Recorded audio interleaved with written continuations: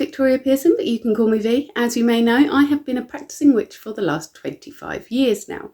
What you may not know is that I am actually a very bad witch. Now, I don't mean that in a lures your children into the woods with my gingerbread cottage kind of bad. I just mean a forgets what moon phase it is, the holidays creep up on me and I keep blessing my house in a very ad hoc fashion kind of witch. And so even though I was supposed to change it at the beginning of September, I have not yet changed from my summer to my winter altar yet, even though we are really quite deep into October now. It's about time I packed away the summer, I think, and welcomed the dark half of the year before we get to Halloween already.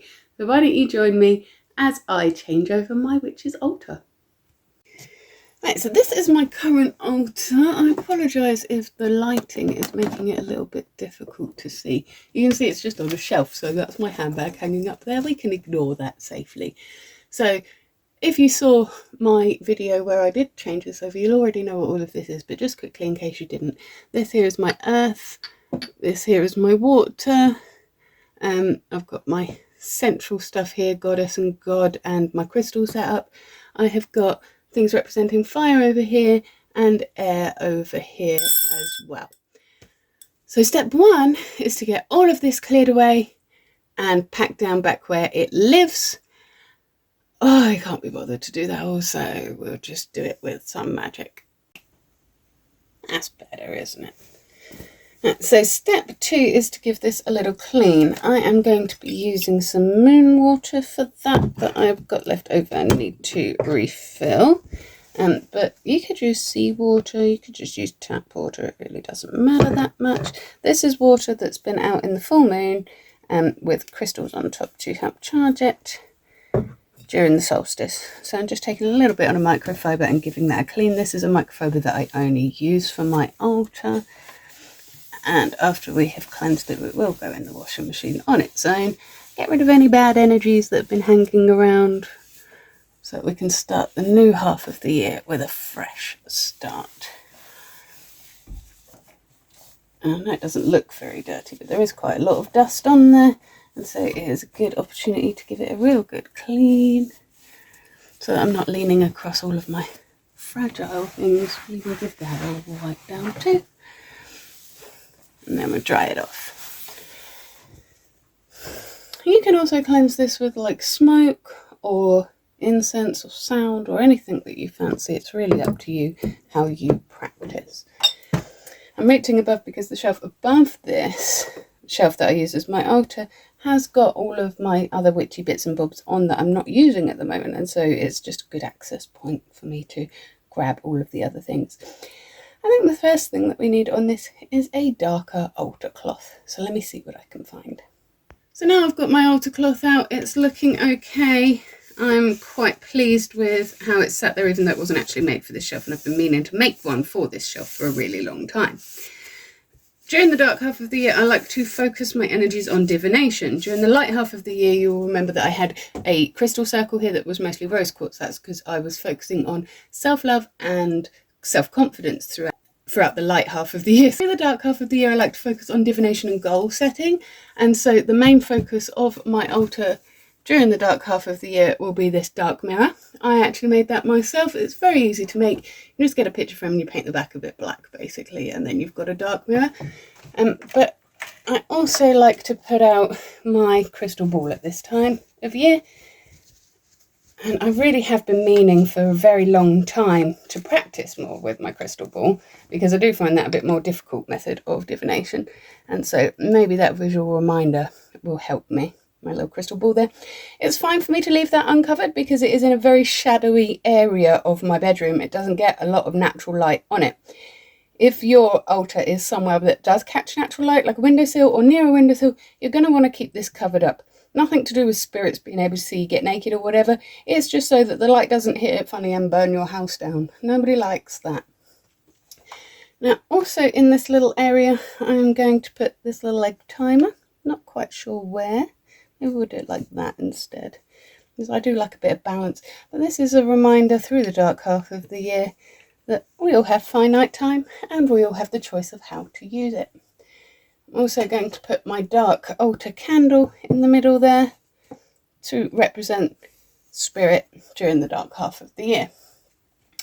Now, during the dark half of the year, well, at all times of year really, I do like to leave offerings for the spirits and the gods, and so I do need something there to leave those offerings on. And so I have this little altar bowl that my daughter bought for me one Christmas. It's just a mug, but it works really nicely. I tend to put things like destroyed mint in there during the dark half of the year as a gift to Persephone, because she likes a bit of destroyed mint. And then I'll put spells and workings and things in there. Like, for example, this spell jar, I'm not actually using at the moment, but if I was, then I would pop it in there in the offering bowl to be the central part of my altar. So now I just want representations of the 4 elements to be on the altar as well. And so, actually, do I want that as well? No, maybe I don't. So for earth, I think I'm going to be using these hagstones that I've collected over the years, because I just think that they're so pretty and so magical. I have got more than that, but I don't want to take up too much space on my altar because it's already looking quite crowded with the dark mirror there. I think I will also put this crystal back on there. It's my birthstone. I like crystals, and it's another representation of earth. I also feel like precious stones are a good representation for Hades, because he's in control of all those sorts of things. And because I focus my practice more towards Persephone during the dark half of the year, it is rude to not actually include her husband in that, I think. Although the ancient Greeks wouldn't have actually worshipped Hades, I think it's rude to be worshipping a woman and not mention her husband at all. For air, instead of feathers, which I would usually use, I've got some raven feathers that I usually use in the dark half of the year, and some white feathers that I usually use in the light half of the year. But I really, really like this black fan that I got as part of a costume, actually. And so I think I'm going to leave that there to be part of the air. I don't quite know how we can put that up without and keep it open at the same time. I'll have to have a think about that. I would like to find a way that I can have this displayed open, but I hadn't thought of how to do that. So for now, we're just going to lay that out, maybe open it slightly so you can see the lace, but we'll leave that there for now. So we've got earth, we've got air, and so obviously we need fire and water as well. As you saw before, I usually use a little shot glass for my water in the light half of the year. But I do a thing called Twanta on Twitter, which is where strangers from all over the world send each other anonymous gifts at Christmas time. And somebody last year, I think it was, has sent me this, which I absolutely love.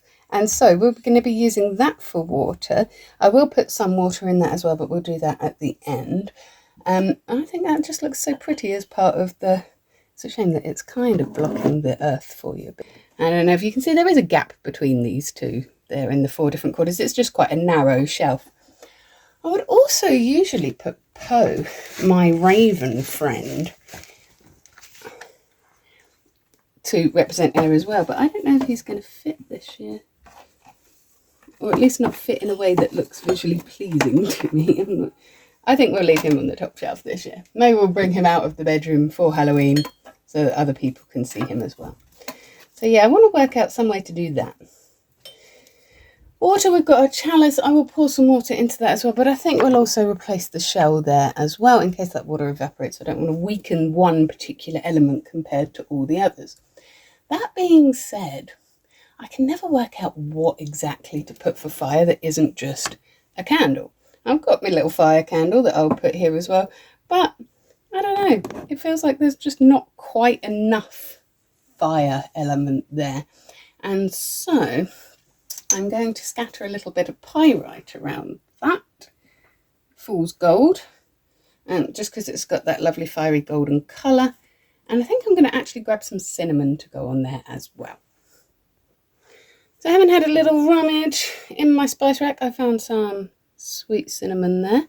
I've also got some cayenne chili pepper, which I don't know if you can read because of the lights, and some hot chili flakes. All of those represent heat, represent fire, represent sunshine. And so they all count very much towards the fire element. And we'll just scatter some there. Ooh, and on the candle as well, apparently. Why not, eh? It'll make it smell nice. There we go. I've got all those on there. Mix them up a little bit. Do not touch your eyes until you have washed your hands. Now, I feel like that air element is looking lonely, and I would like to involve Poe actually. So let's pop him there. He's called Poe because he's a raven, obviously. I'm very imaginative, can't you tell?